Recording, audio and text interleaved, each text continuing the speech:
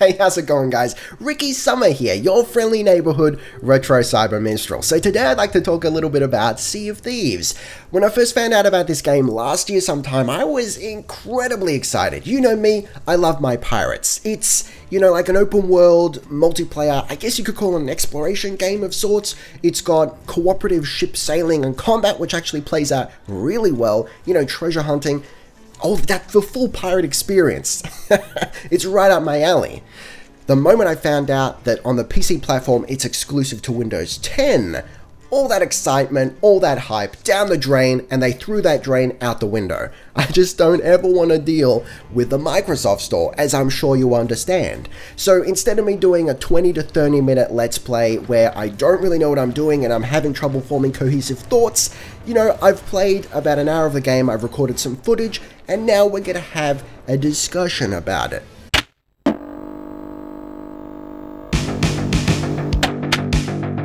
So in the interest of full disclosure, I have received a key for free from the developers, and I'll be 100% honest with you here.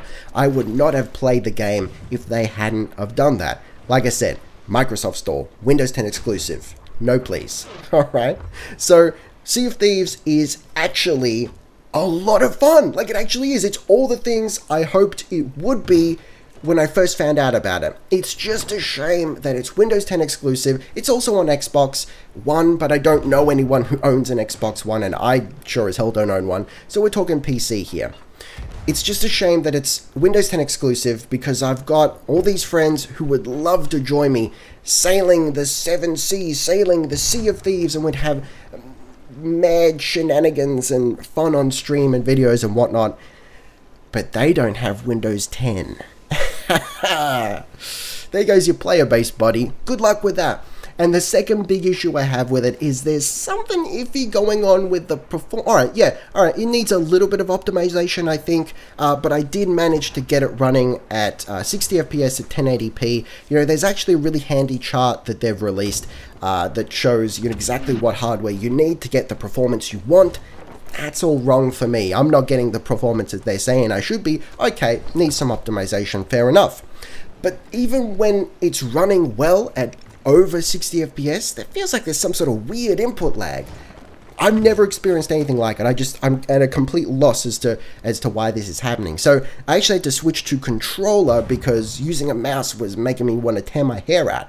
Now, a point in the game's favor, I was totally expecting my PlayStation 4 controller to not work at all with Sea of Thieves. You know, I figure Windows 10 exclusive, Microsoft flagship game, they're just like, they're gonna put something in to lock out the DualShock 4 entirely.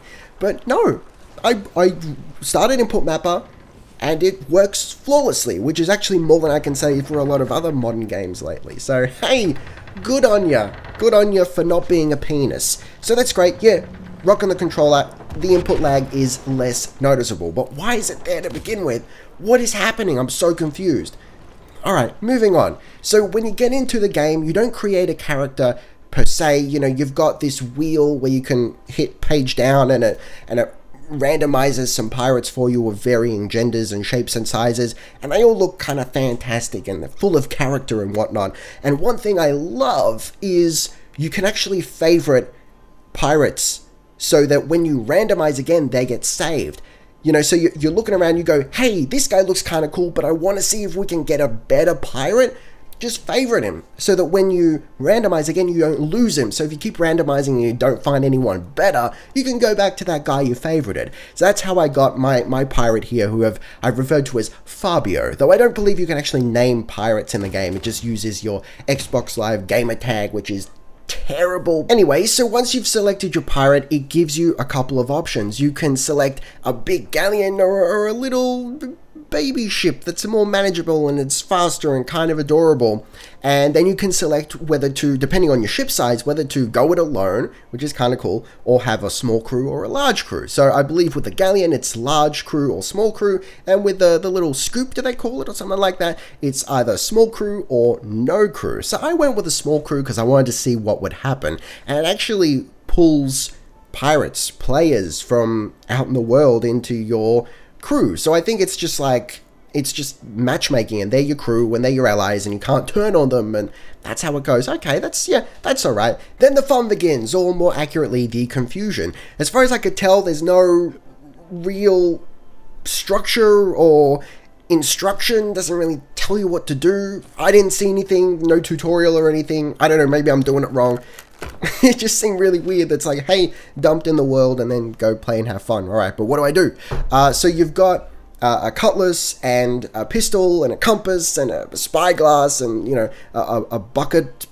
I don't know why you got a bucket. You got a shovel so you can dig holes, presumably for digging up treasure, and you got a banana. There's lots of bananas. That seems to be like the food of the Sea of Thieves, presumably to replenish health.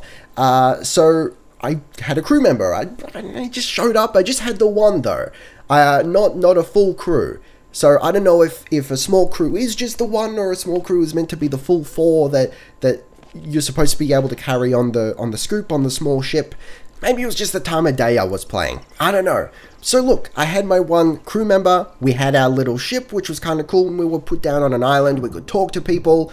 And I was just very lost. So I'm like, all right, let's jump in our ship and see what happens. So he comes with me, and holy shit, this is the game. This is where the game shines. So everything is manual, but they've done it so well. So you kind of got to know what you're doing, but it's not inaccessible. Like, I looked at the ship and I'm like, I know. You pull this to release the sail, then you have to pull up the anchor, and then you get on the wheel and you're good to go. Then you can actually move, you could tilt the angle of the sail. I don't know proper nautical terms.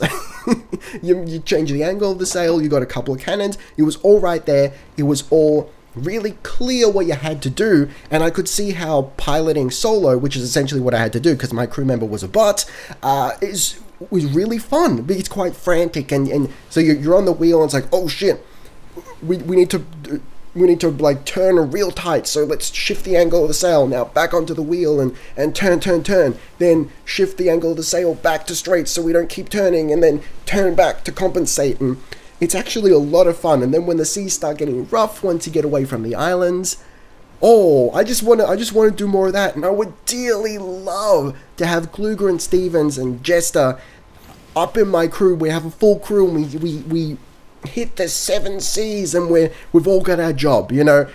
Someone's on the wheel, someone's up in the crow's nest, someone's manning the guns, someone's, you know, handling the sail adjustments.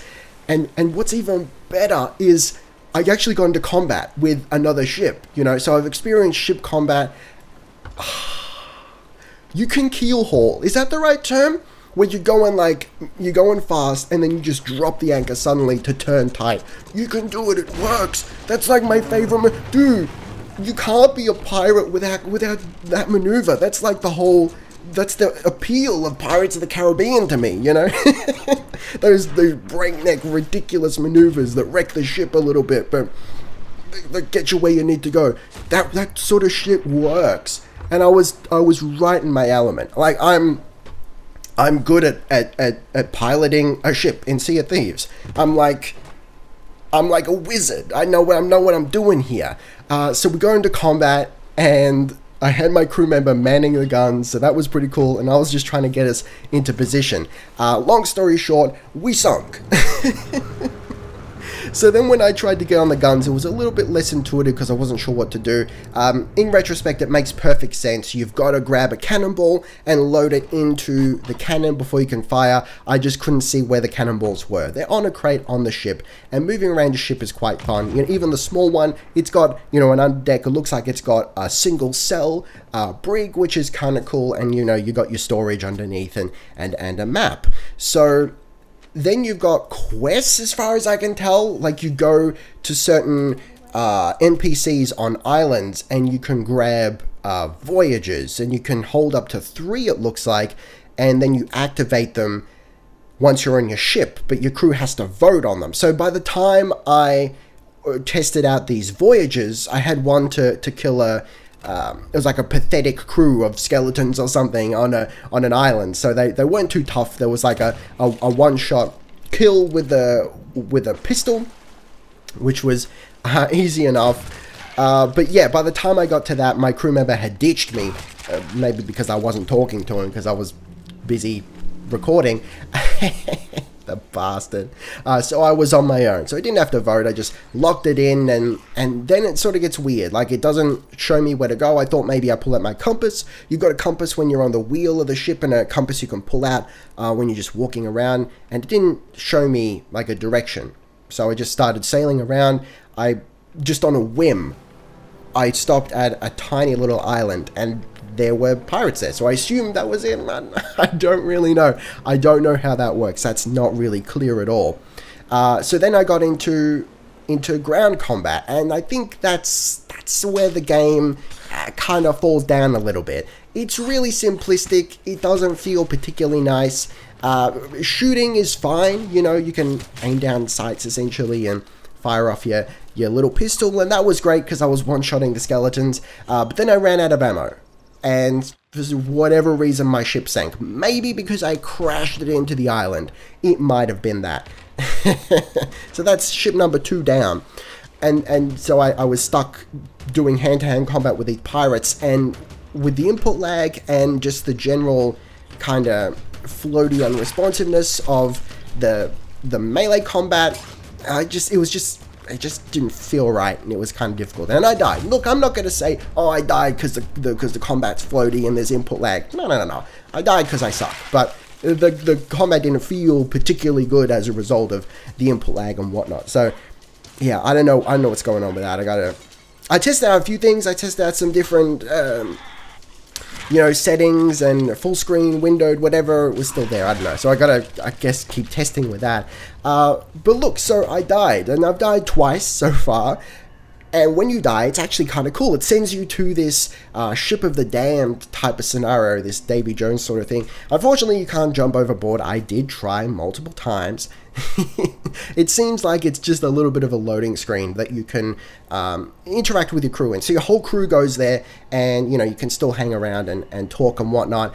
And then you just got to wait for the doors to open, and once the doors to the cabin opens, then it sends you back to an island, and you've got your ship again. So it's not overly punishing. It's fairly fairly casual in that regard, which isn't bad. I suppose plays into the whole just fun with friends kind of aspect, but yeah, might be less appealing if you're playing by yourself for the challenge. I don't know, but look, hey, that's the game. That's what I experienced. It looks pretty fantastic, even though I'm on the second lowest settings. When you get into the textures a little bit, yeah, they look pretty muddy and trash. And I think the game needs some optimization, because according to their system requirements, I should be getting a little bit better performance than I'm getting.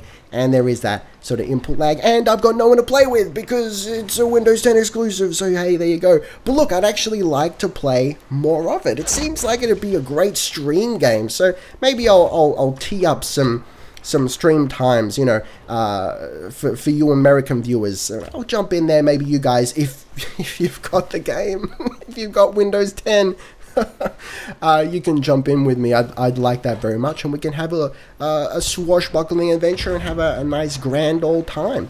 So there you go, guys. Hey, was Sea of Thieves on your radar at all? How do you feel about the whole Windows 10 exclusive thing? Does that completely completely suck out all the enjoyment and excitement for you, even if you have a Windows 10? Listen, I'd love to hear the opinion of some people who are running Windows 10. That'd be great, because I run Windows 10, obviously, because I'm able to play the game, and I'm still not crazy about that. Hey, so there you go, Sea of Thieves. Surprisingly fun. Hey, that's a nice surprise. It's about time that, games are not a bit of disappointment. So there you go. Thank you very much for watching, guys. Taste the game, be excellent to each other, and I'll see you next time. Ricky Summer, out.